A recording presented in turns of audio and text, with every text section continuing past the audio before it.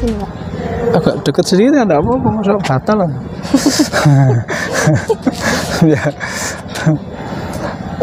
Pagi-pagi saya syukur sudah berada di sekolah ya seperti biasa, dan sekolah ini berada di lingkungan pondok.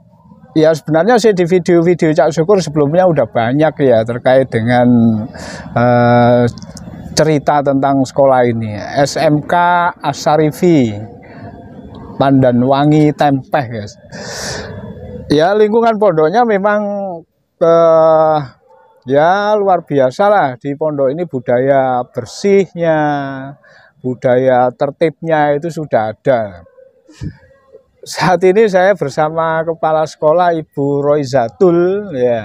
Nah, ini banyak hal yang mencoba untuk kita gali dan mencoba untuk kita berangan-angan seperti apa kira-kira sekolah SMK Syarifi ini ke depannya. Jelas siswanya ini naik apa turun? Naik. Nah, alhamdulillah tahun ini siswanya juga sudah naik, guys ya. Dan mudah-mudahan tahun depan akan semakin melejit katanya Cak Syukur ya. Selama 9 bulan nih. Hampir 10 bulan saya 10 menjabat. bulan. Tuh terkait manajemen juga sudah banyak berubah, terutama di dalam tenaga pendidiknya juga semuanya berubah, dan juga konsep-konsep yang ada di dalam sekolah juga kebanyakan berubah dan sangat berdampak positif. Bukan hanya bagi warga sekolah, tapi bagi warga sekitar juga sudah dapat dirasakan perubahannya. Ya, contoh yang sering kali Cak Syukur pesankan untuk sekolah kita agar kita bisa menjamin pembelajaran. Artinya jangan sampai kemudian pembelajaran itu tidak terlaksana atau berkurang dari target. Itu gimana, Bu? Untuk sekarang tenaga pendidiknya juga sudah saya pilih, sudah saya saring. Tidak sama dengan yang kemarin-kemarin, memang ada banyak tenaga pendidik yang baru, profesionalitasnya juga mereka sudah dapat diuji. Lalu sistem pembelajarannya juga disesuaikan dengan kurikulum yang ada.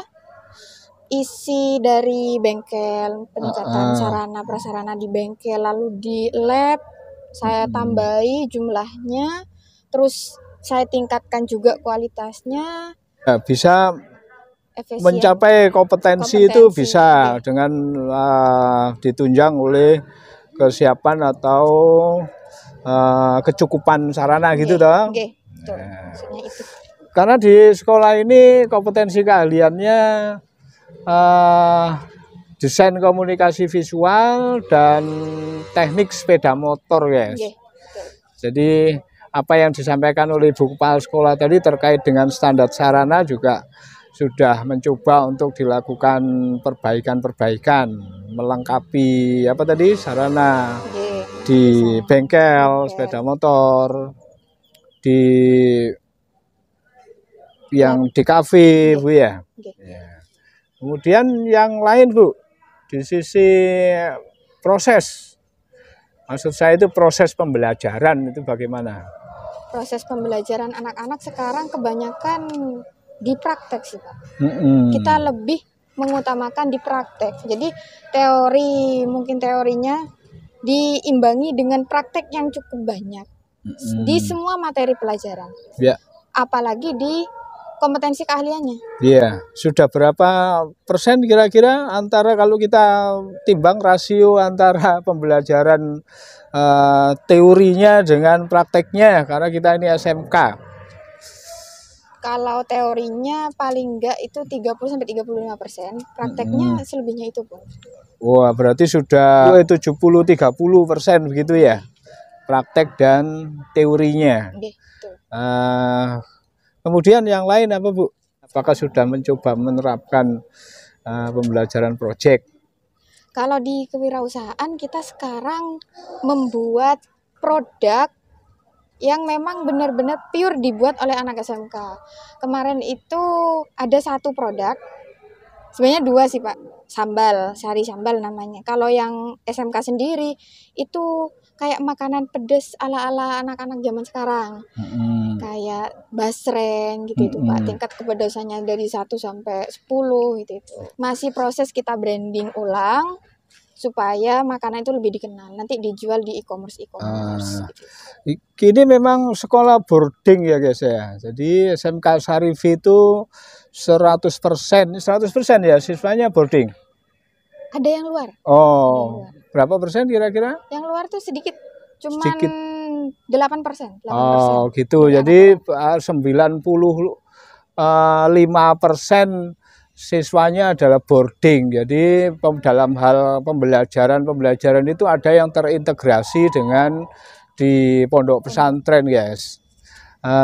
Kemudian di sisi yang lain, Bu, misalnya penerapan proyek profil Pancasilanya gimana, Bu? Kayak acara-acara maulid, terus Isra Mi'raj, tahun baru Hijriah. Lalu kalau kayak proyek yang lain seperti apa namanya, OSIS, pemilihan OSIS. Lalu pembiasaan tiap hari Pak 30 menit. Yang 3 bahasa. Pembiasaan 3 bahasa. Ya 3 bahasa. Kayak apa jadi, itu contohnya? Arab, Inggris, Indonesia gitu Pak. Kayak muhadasah. Jadi implementasinya kayak apa? Itu setiap hari? Setiap hari 30 menit sebelum masuk sekolah. Sebelum masuk sekolah. Jam pembelajaran ya? Nggih. Berapa menit? 30 menit 30 itu. Menit di awal sebelum masuk pembelajaran ada kegiatan muhadasah. Muhadasah. Isinya apa, Bu? Bisa menggambarkan? Cak Syukur tidak ngerti kayak gini-gini ya. Apa kira-kira gambarnya? Bisa menggambarkan enggak kegiatannya 30 menit itu? Oke. Kalau istilahnya di luar mungkin kayak kursus muhadasah itu. Jadi di muhadasah kita ajarkan siswa kita sesuai dengan tutornya masing-masing. Jadi ada tutor. Nah, tutornya itu enggak kaleng-kaleng. Jadi mereka nanti diajarkan tiap harinya menghafal kurang lebih 10 kosakata. Lalu di hari-hari tertentu kita praktekkan ngomongnya. Mendengarkan, istaro kafir, join ikut serta, istaro baik memberi, akafala lulus menutup. Cik, pipi, udunun, ear, telinga, ainun, es, mata, rokobah, nek, leher, sinun,